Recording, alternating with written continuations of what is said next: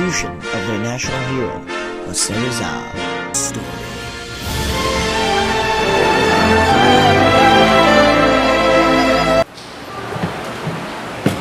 Buenos dias. Buenos dias, my son. I will introduce you to your new classmate. Jose, come inside. Buenos dias. Go find your seat. Gracias, maestro.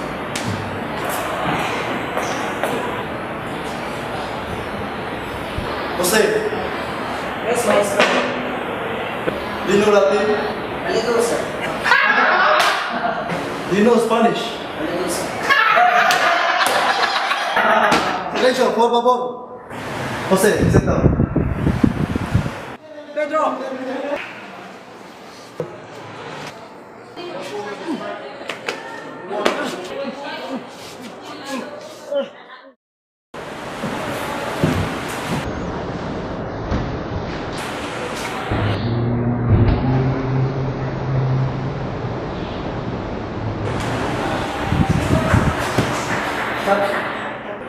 Enemy power.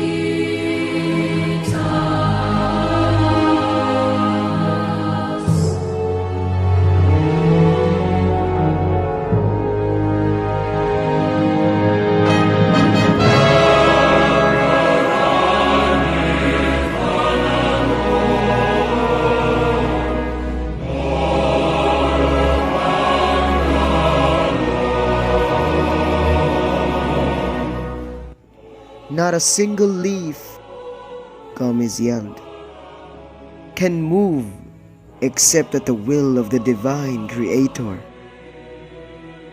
Since it is his will that I die at this place,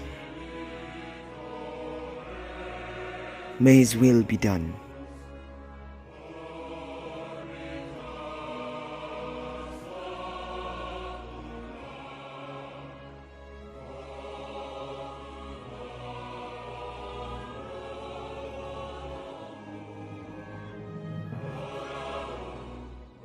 Zamora remained silent, as if he was thinking of something else amidst the execution.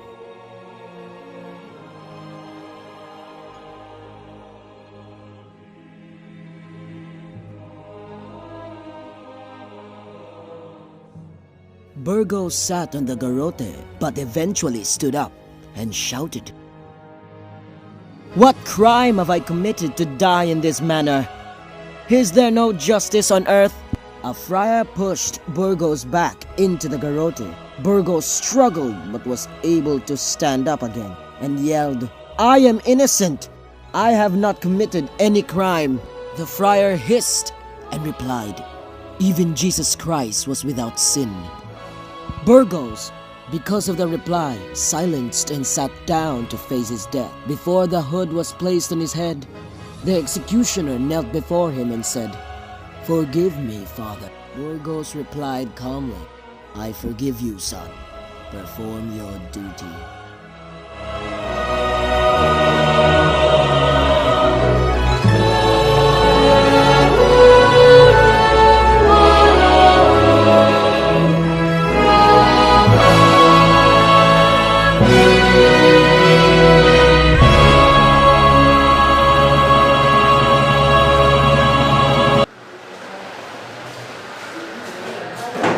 Miss Padre, I would like to enroll my brother to your university. Surely. And you're undersized for your age. I'm a friend of Bonnie Burgess.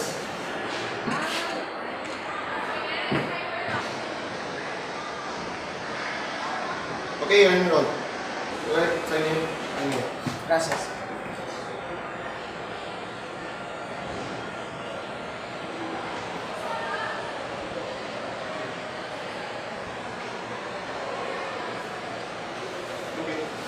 Gracias. Buenas tardes. I'm Teres. I'm the nephew of Bonnie Burgess. I'm Kashana and this is my brother Jose. Gracias.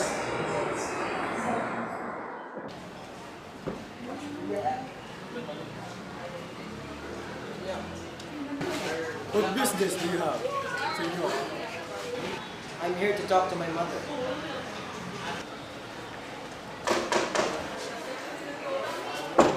Dora!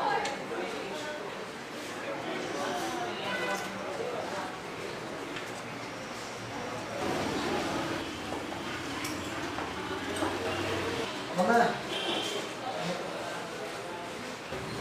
¿Qué pasó, mama?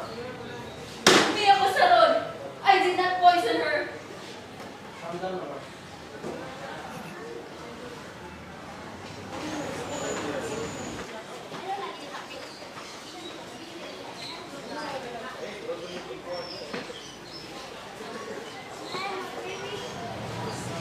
Do not worry, mama. I have a gift for you. I can guarantee you that you will get out of prison in 2 years' time. It's my grades.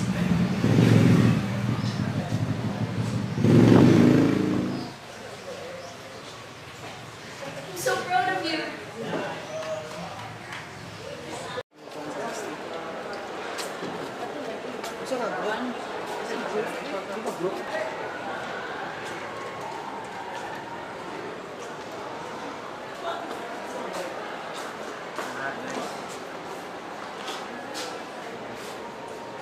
Leonor Rivera, meet Leonor Valenzuela. Are we rivals? Toward the end of 1884, Rizal began writing the novel in Madrid and finished about one half of it. When he went to Paris in 1885, after completing his studies in the Central University of Madrid, he continued writing the novel, finishing one half of the second half. He finished the last fourth of the novel in Germany. He wrote the last few chapters of the novel in Wilhelmsfield in April to June 1886. In German, which he had improved after his stay with the Ulmers, to a Professor Ferdinand Blumentritt, the rector of the Ateneo of Leitmeritz, Austria. He had heard of this Austrian ethnologist and his interest.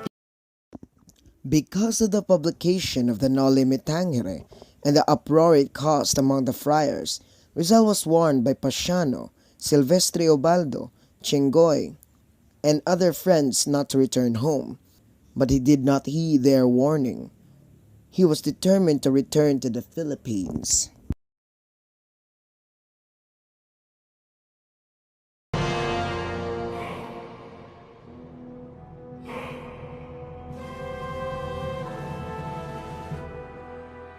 Annotating of Morga's book, Sucesos de las Islas Filipinas, which was published in Mexico in 1609. He spent many days in the reading room of the British Museum, poring over the pages of this book and laboriously reading the old histories of the Philippines. In the afternoon, a few days after he had moved to the Spanish legation in the Azabu district of Tokyo, Rizal saw a pretty Japanese girl walking past the legation gate. Being a man with an eye for feminine beauty, he was attracted by her regal loveliness and charm. Rizal made inquiries among the legation employees and learned from one of them, from a Japanese gardener, that she was Seko Usui, who lived in her parents' home and that she used to pass by the legation during her daily afternoon walk.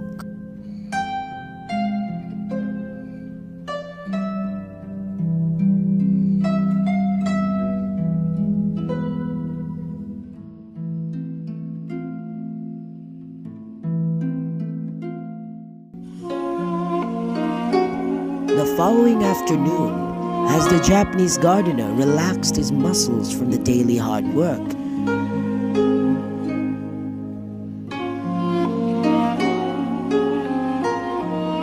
he saw the girl, Seiko Usui, walk past and called her.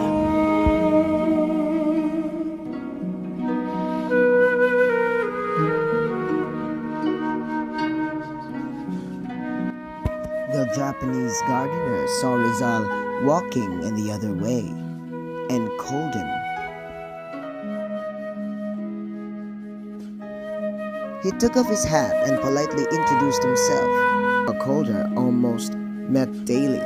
Together, they visited the interesting spots of the city, the Imperial Art Gallery, the Imperial Library, the universities, the Shokubutsuin, the city parks, and the picturesque shrines.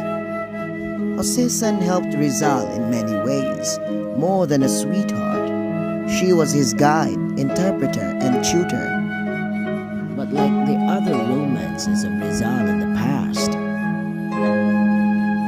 Rizal bade farewell to lovely Jose-san and left Japan with a heavy heart. On the evening of Sunday, July 3, 1892, Rizal attended a meeting of the Patriots to discuss. Rizal lived in exile in faraway Dapitan, a remote town in Mindanao.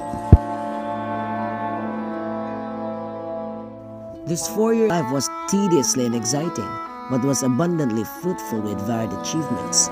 He practiced medicine, pursued scientific studies, continued his artistic and literary works, widened his knowledge of languages, and many more.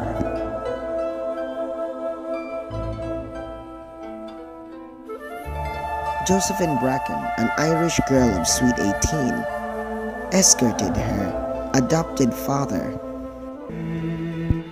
So they seek out Dr. Rizal to ask for his aid. They heard in the city that Rizal started the operation for the blind George Toffer and eventually succeeded.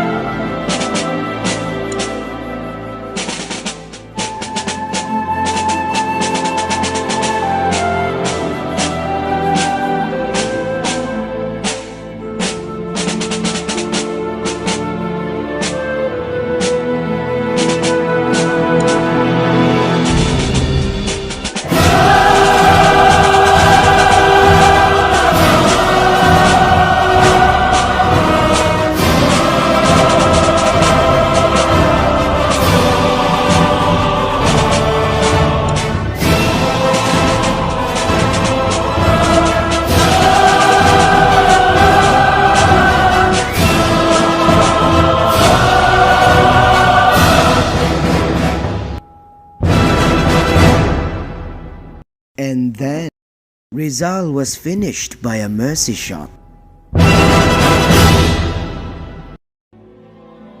Immediately after the hero's execution, the Spanish spectators shouted, "Viva España! Muerte a los traidores!" Under the cruelty of the Spanish government, he died serving his country. He sacrificed all that he was and all that he would be to save the land he calls home. Now, influenced by Rizal, and many will be more. For Rizal is a very unique person, existed in this world. Why is he the hero?